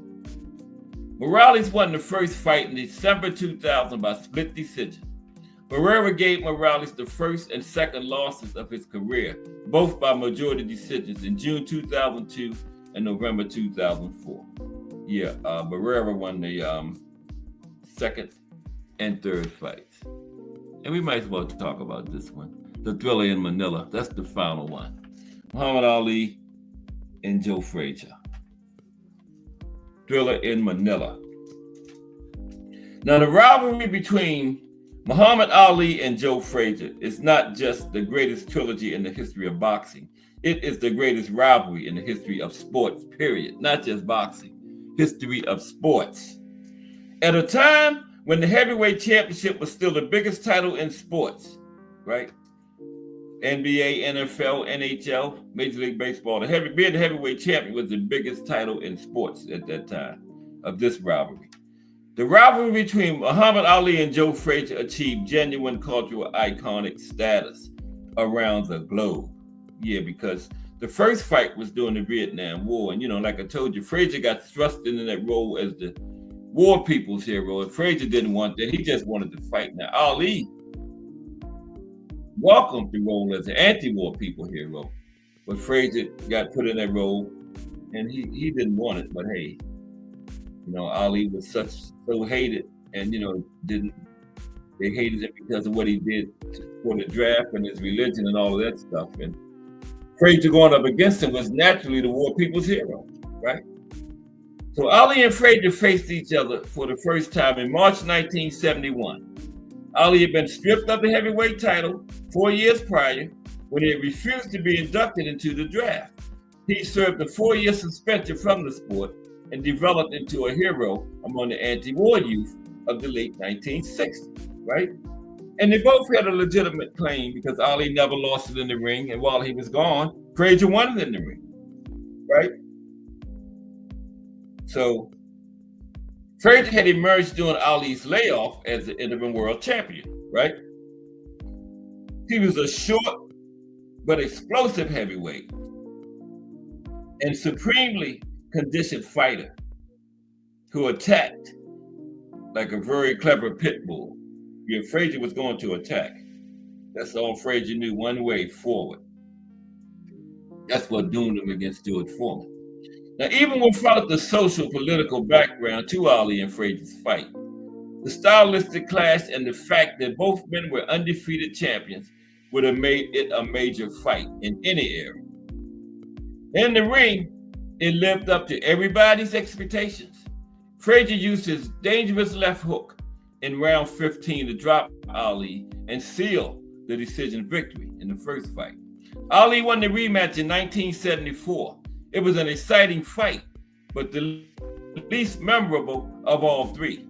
In October 1975, they faced off for a third fight in Manila, Thrilla in Manila, the greatest fight of all time, ever, Thrilla in Manila. Anybody who never saw that fight needs to watch it if you call yourself a boxing fan. Anybody call themselves a boxing fan is mandatory to watch the Thrilla in Manila. Had to have seen it, or you're a casual fan. If you haven't seen the Thrilla in Manila, you're a casual fan. Plain and simple. Now, a high percentage of boxing fans, no, I'm just kidding. A high percentage of boxing fans and historians consider this fight the greatest heavyweight title fight in history. Ali used his jab and straight right to build up a fairly substantial points lead and pound away at Frazier's eyes. But Frazier attacked ferociously all fight long and consistently scored punishing attacks on Ali. By the end of round 14, Frazier was fighting blind, and his trainer, Eddie Futch, refused to let him continue. They said in round 14, Ali hit Frazier 30 times. All 30 punches were the type of punches that dropped George Foreman in 1974. Frazier did not go down, okay? He couldn't see out. The left eye was completely closed and the right eye was just a slit.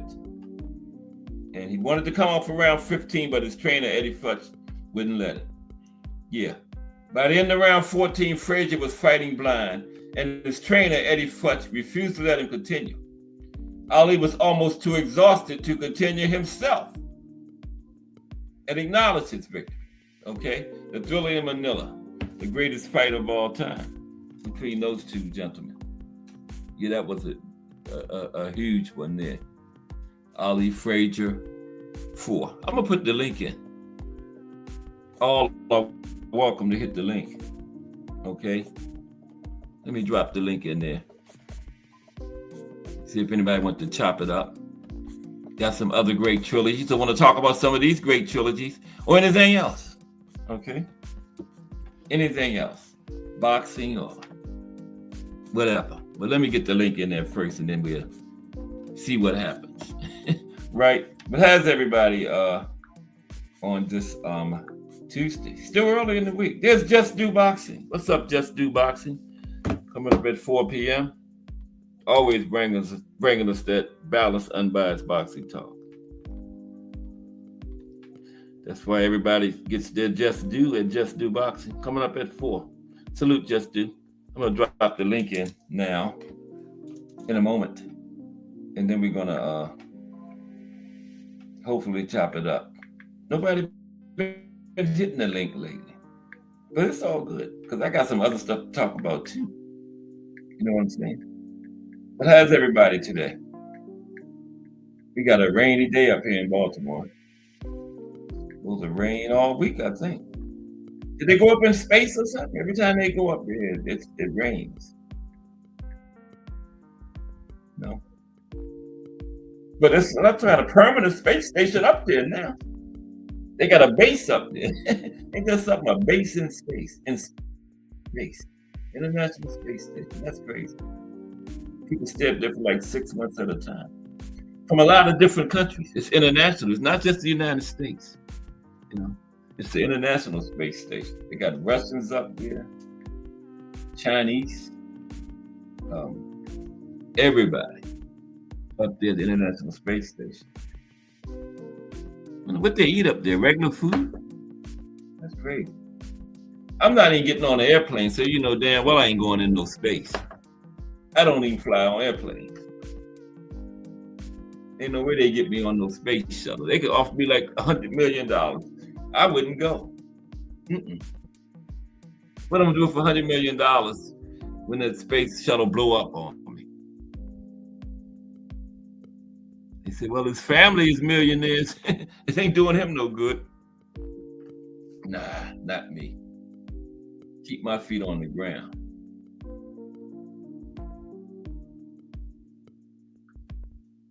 Okay, there it is. Yeah, we're gonna talk about Wisconsin Thursday, and the Boxing in the State series continues, and then Friday is the life and career of the Boston Strong Boy, John L. Sullivan. We're going back into the 1800s, right? Back into the 18th century.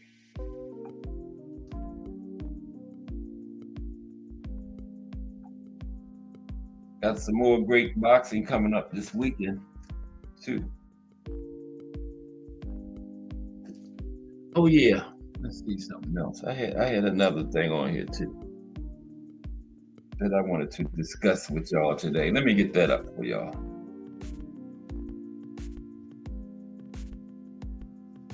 Let's see. Yeah, let me get that up for y'all.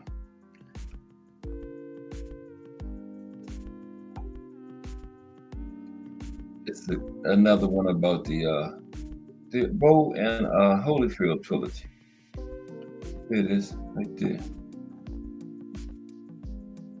Yeah, I had a picture of Fan Man too. I don't know if I'll put it up there. Okay, yeah. Well, there's somebody on the link. Oh, there's Thomas Hill. I didn't even know Thomas Hill was in there. There's Thomas Hill. And there's Define Arnie. What's up, gentlemen? How you doing? All right, how you doing today? Sports, the box story, and what's good with you, brother? What's up, bro? Everything's good. How's Yeah, y'all especially feeling? your way. Oh man, I'm at the church building doing some construction, trying to get some stuff right for this inspection we got going on, man. And, yeah. Looking forward to going, leaving and getting me something to eat. I ain't had nothing to eat already. Wow, you gotta eat. Breakfast is the most important meal of the day. You're going out there working, man. Yeah, for sure. But you know what? I eat an 8-hour interval, so okay, I got you. I don't really even eat breakfast because I eat later on through the day. So I got 8 hours to eat. So I started around like 2. We didn't talk what y'all think about the past weekend, the fight Hitchens, and what y'all think about Hitchens' performance past weekend. 9 or 10. Okay. Well, you give him a good grade, 9 or 10. All right. Yeah. I was thoroughly impressed with Teremoana and also Andy Cruz. Yeah. You think Andy ready for Muratala? I think a lot of so. talk about that. Man, I'm gonna be honest with you. I think he's ready for Mordecai. I think he's ready for Keyshawn. I'm not really hugely sold on Keyshawn. I think Keyshawn's a fantastic talent. But I think, man, if we go back and just dissect the fight that made him a champion, that's the punches that landed that are super suspect for them to do the damage that they did. Bro, I can swing a punch and I can actually hit you with the bottom of my wrist and I knock you out. And I wasn't trying to karate chop you. Yeah, I don't know about that. Like, so like, I'm saying, I think, man, with Bob, you already know what it is. Like I said, man, Bob had one belt walk up out of the PBC. I mean, not the PBC, but top ranks. He ain't trying to have that again. No. So he was trying to have somebody that he could actually have to promote. Right. To bring folks to the venues, but also line, so to speak. See, she was in the line. She was starting to see it. Look, yo, it's in it. I'm breaking it up. Yeah. A little. He was loud and clear at first. You're cutting out. Yeah. Yeah. I think you're gonna come. Can you hear me now? Oh, perfect. Loud and clear. I want to ask you guys about it was loud and clear. Okay, go ahead, you find Arnie. I wanted to talk about I heard David Benavidez called out Jayo Petaya. Oh, really? And, so he's gonna go up the cruiser. Not only that, like he called out Zurdo not too long ago also. I think he's kind of all over the place, to be honest with you. But those are two cruiserweights. Be fine. Right. Who that? You talking about Benavidez? Yeah. Yes. Oh yeah, okay. Go on and cook. I'm gonna go on mute. You can loud and clear now, T Hill. Yes. Yeah, you good. Go ahead, define on. To me, what he should do is fight Callum Smith, and after that, get Vivo or Berterviev, and then we can talk. The winner, right? That's what I thought he was lined up for, the winner of that one, because a lot of people wanted Vivo to fight him instead of Berterviev, the third fight. You know. No, but I'm good. But I'm good with the third fight, bro.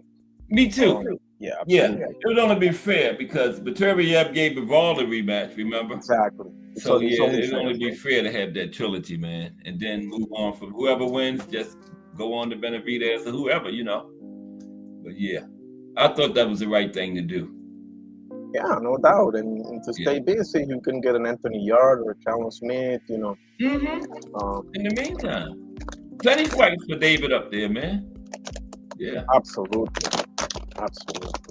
You say Callum Smith?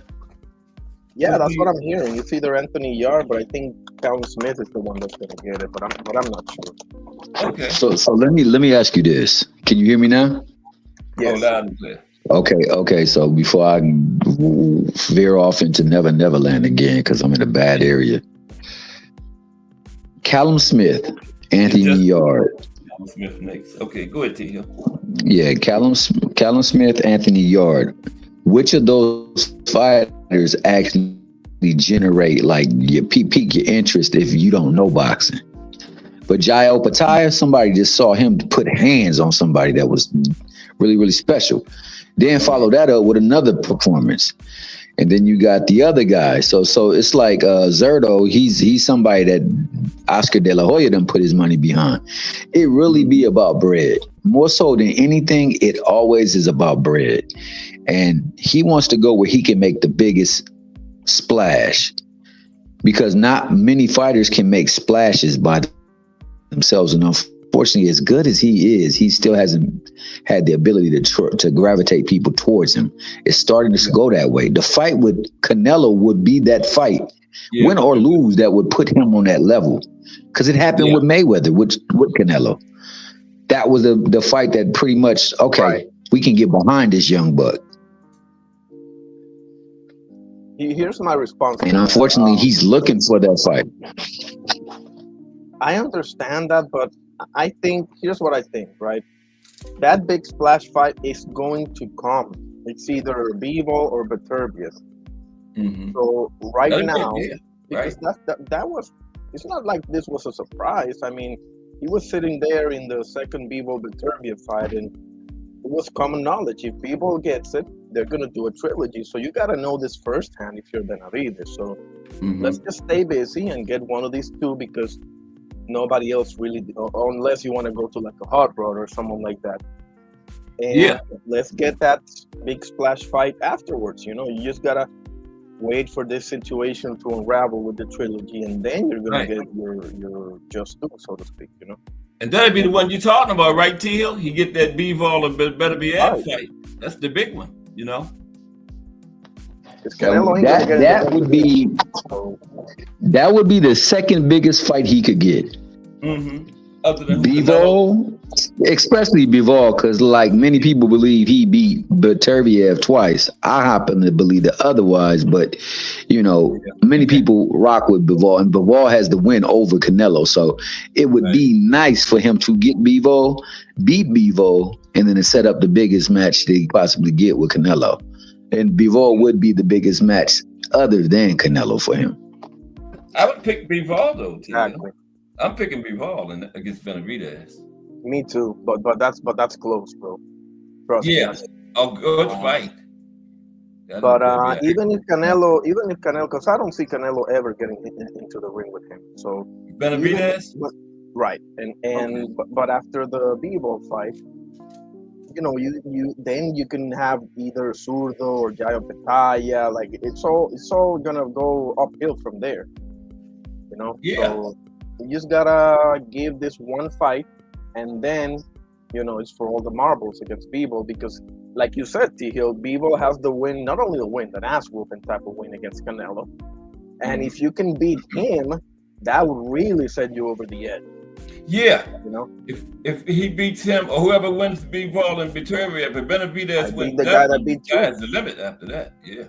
Yep. So it's just a matter of just bad timing or bad luck, whatever people want to. I think he'll still get that fight though after they finish their no business. doubt. Yeah. Because but what about Zurdo and Apataya need to take care of their business, man, at cruiserweight? I don't hear no talks to them fighting or anything. What's the story up there? Zurdo's gonna fight a mandatory for Junior Dortico. And I thought unification would override the mandatory. Does that still work that way? Or I don't know. If they it does override it. It does override it, but as he was saying, politics trump everything. Politics trump everything. You always got to figure the politics. Then you're right, 100%. Yep, that is true. Which is the same. I didn't mean to. I didn't mean to cook the fine irony. I was just saying that it trumps everything, and that's the reason, the sole reason why fights don't get made. Because let's be honest, true statement. In this market, the thing that you really hope to do is to generate or proliferate cash flow. That's the big in anything. It's to make money, right? Yeah. Hardware is nice. It can shine up, gloss up, do whatever, but it can't generate money. It can make people a little bit more money than what it was, but it's buzz about something or someone that truly gets the money going. Yes. And that's what they're looking for. They're looking to create that buzz, and they're trying to fabricate it by necessary.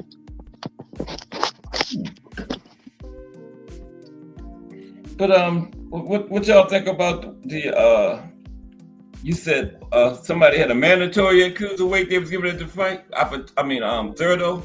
Yeah, versus Junior Dorticos. Okay. That's a Cuban cruiserweight. Yeah. I remember him from a few years ago. He fought Murat Gassiev.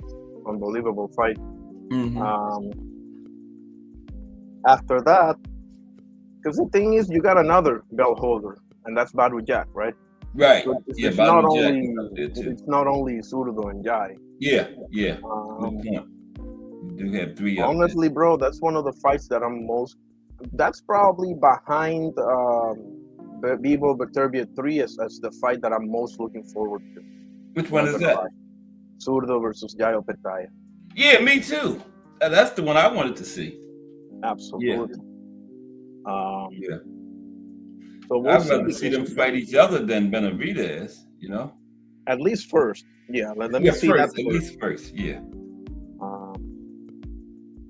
But we'll see, man. We'll see because Yayo Petaya, in all honesty, as much as I love Yayo Petaya, Zurdo is way more battle tested, bro. Cannot deny that. Like Zurdo fought Bivol, it wasn't at cruiserweight. I get that, but Light heavyweight. as far as the level of opposition, I understand Yayo Petaya best opponent was Maris Bridis. That's not even debatable. Yeah. But that was a little bit over the hill. Maris Bridis still give him hell, but Bivol to me is a little more battle tested with Chris William Smith and Bivol So we'll see. Man.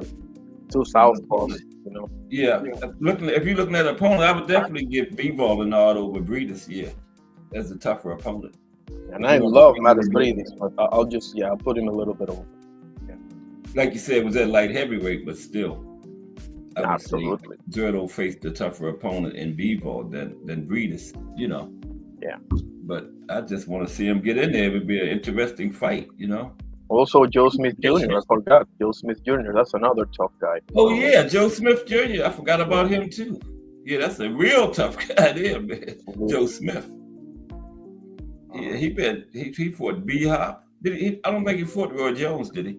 He fought B-Hop, right? Yes, he fought B-Hop and. Did he fight Roy? No. He fought no, but he fought Beterbiev. Okay, yeah. We don't know how that went down, but regardless, he tried his best and everything. So, what else? I really didn't have like a specific. I wanted to touch up on that one, on the Yayo Petaya and Zurdo and Benavidez and all that. That was it from my end. Yeah. But Benavidez got some good options, like you were saying. Get a fight in while Bivol and Beterbiev taking care of their business, and then get the winner. Who you picking this time, Bivol or Beterbiev? Bivol's my guy. He's my favorite fighter right now. Okay. And I just think he has a little more tools in the toolbox. He's got to be confident because you're talking about a guy that was literally steamrolling everybody. Nobody ever saw the final bell with him until this guy came in. Not even close. And not only saw the bell, but beat him once. And he's 40 now too, right? So he is getting older. You got to factor that in too. He is 40 years old now. I'm not gonna put so much stock. No, not that much, but you still got to think about it. No, but the reason why is because you see a lot of fighters letting themselves go and everything. I don't think that's the case. These guys are very disciplined, bro. And he didn't take a whole lot of punishment during his career neither. Exactly. All those knockouts and stuff. So he's a young 40. He's a young 40. Yeah. So it won't be a big factor, but I just wanted to mention it. But who are your favorite? Bivol. Okay. I thought he won both of them. I can agree with that, but they were so close, bro. Close. You can't be mad. They were close fights. And Bivol in the first fight, to be in all objectivity, in the first fight, I felt Bivol took some rounds off. Yeah. At the end, Beterbiev, Bivol just said he just started holding those punches back. His activity level went way down, but you can see why, because Beterbiev was just tagging him on the gloves and tagging him everywhere, man, and had to hurt.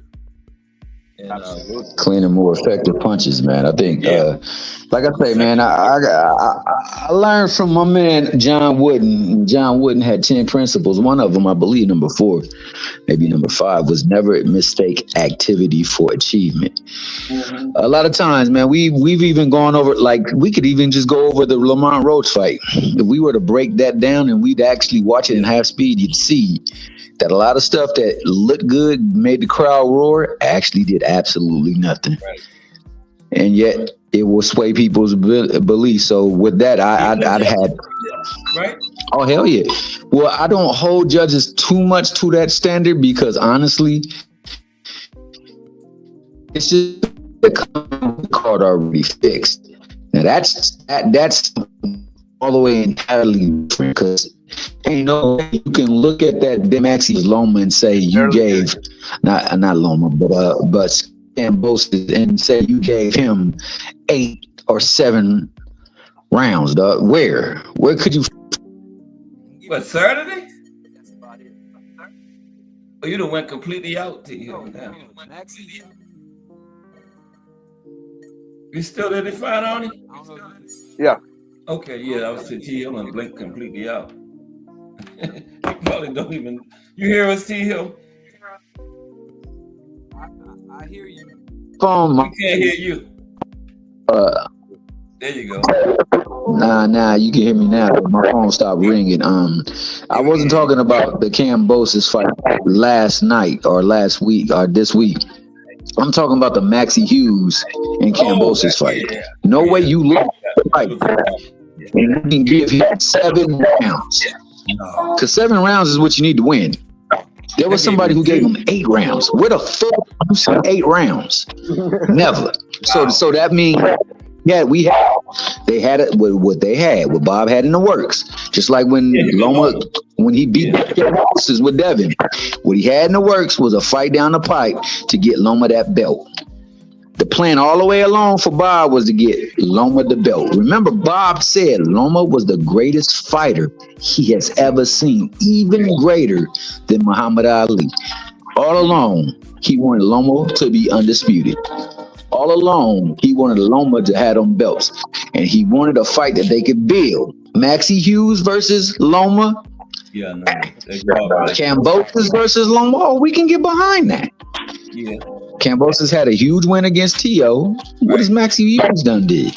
So, no, I never hold it against the judges because of the vantage point. But sometimes judges go in there with fixed cards, bro.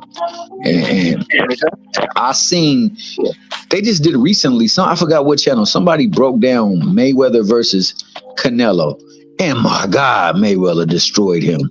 Yet it was split decision.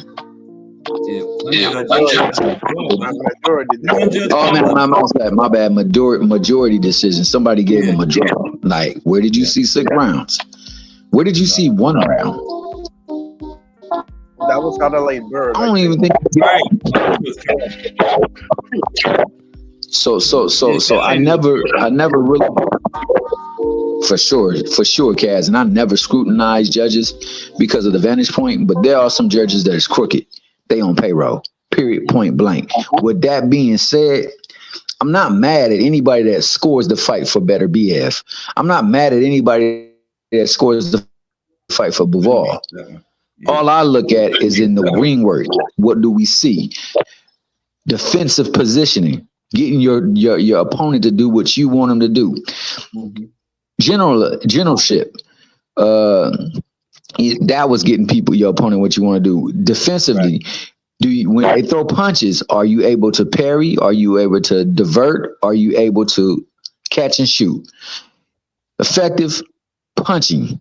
When you hit them, does it leave a lasting impression? It's like you get the pillow that you push in there and that bad boy sinks into your body, contours to your body. Do your punches contour to that Mickey freak? Does his body contour to your punch? And then lastly is like, yeah. Well, go ahead. Finish that thought. No, go ahead.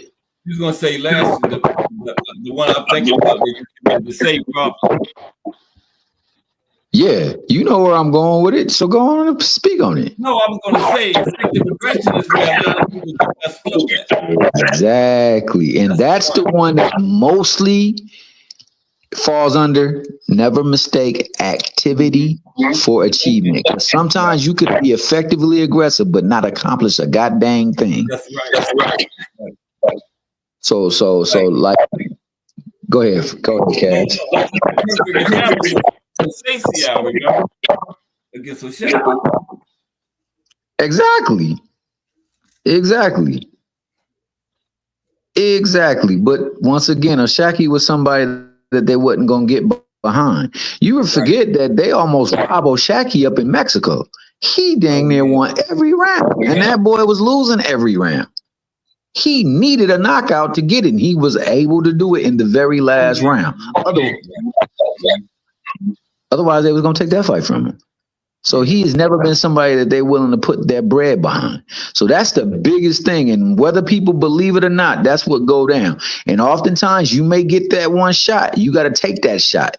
People nowadays don't want to take that shot because they're afraid of how a loss might make them look. Look what happened to Dev.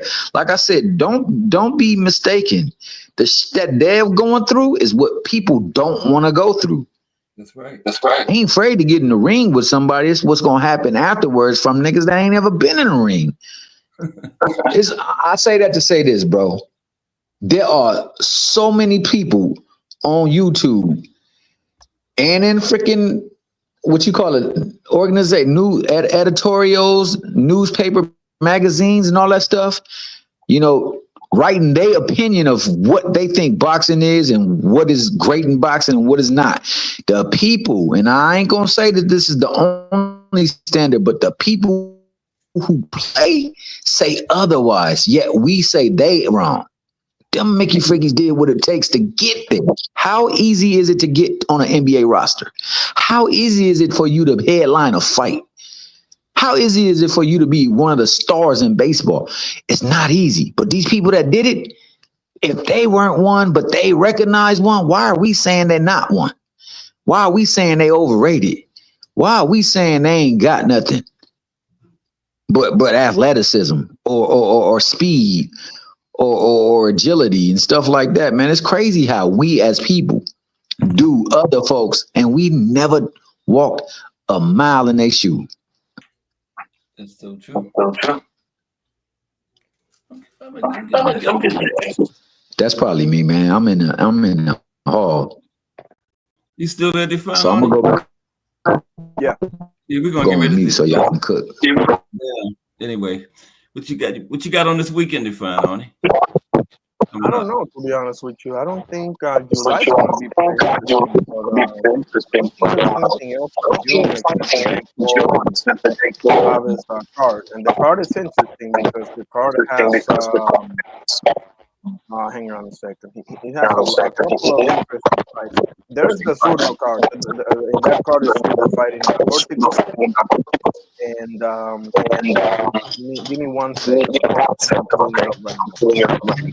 Well, while you giving him that 1 second, let me say about these fights that didn't transpire. Every single one of them was a showcase fight. They were made to put these guys up on a pedestal and make them look great. And every single one of them did that. What you talking about? Talk about the fights that just passed. The one with Cruz, the one with Terramona, the one with Zaquin Moses, and the one with Hitchens. That being the case, they had to get in there and perform. I never was a big proponent of Kambosos. I believe he was one of the biggest highway robbery cases of all time. He took advantage of somebody that wasn't mentally prepared to go in the ring, but did go in the ring. And he got him out of there when he was ripe and vulnerable. It was like picking the fruit right when it's best. But ever since that fight, and 2 fights prior to that fight, Mickey Bay, a 36-year-old fighter, 36-year-old and a half, who was out 4.5 years, I thought won the fight. And before that, Iceman. I thought Iceman beat him. I thought he was given both decisions. And ever since then, every fight he had won, he won off of a gift or an award. And every other fight, he got watched. Yeah. Talk about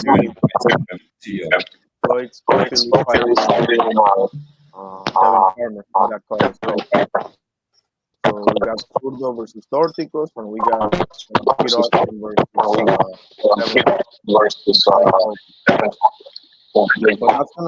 that's not this weekend. That's gonna be the 20th.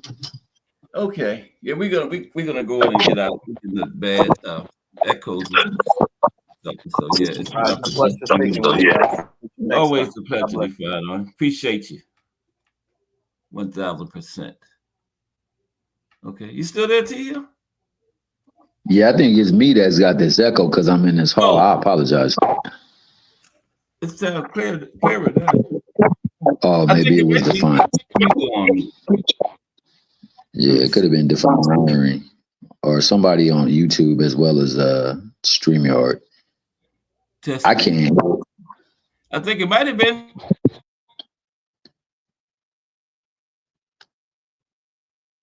I'm gonna go on mute. You can take us out. I think it was me. It was me. It was Go you. ahead. You got your. All Hey, yours. well, you always another great annal of time in boxing where you got the box historian, the historian by trade, boxer by night. Hey, Cash Sports, we always appreciate you, man, and we appreciate your wife, Mrs. Cash Sports, for allowing you this time to educate us on the sport that we love and also talk about and just give respect and homage to those who have contributed to the sport. I want to thank the people who came, listened, came and participated in the chat, came and joined the panel. We had my main man, Define Irony, our ringside reporter from over there in Puerto Rico. Got myself, man. I'm not nobody, but hey, I'm here talking right now. I got my main man, Just Do Boxing. He's about to go on right now. He's doing double dip duty. Shout out to Just Do Boxing. Go over there and check out where you get boxing. It's Just Do. We got Mike Mazick, the champ. We got Mike Rim. Hope you're feeling better, man. Hope you're on the man. BBO Sports, man. We got him. And on top of that, we got you. If you did not participate, if you're not a member of, I'm not a member, but if you aren't a member, we would love to have you as a member. You get a free shirt, probably get a free mug too. But if you're not joined, subscribe to the channel, man. Hit the like button, send a cash app. You guys have a wonderful day, man. Shout out Cash Sports, the box store. And I'm out.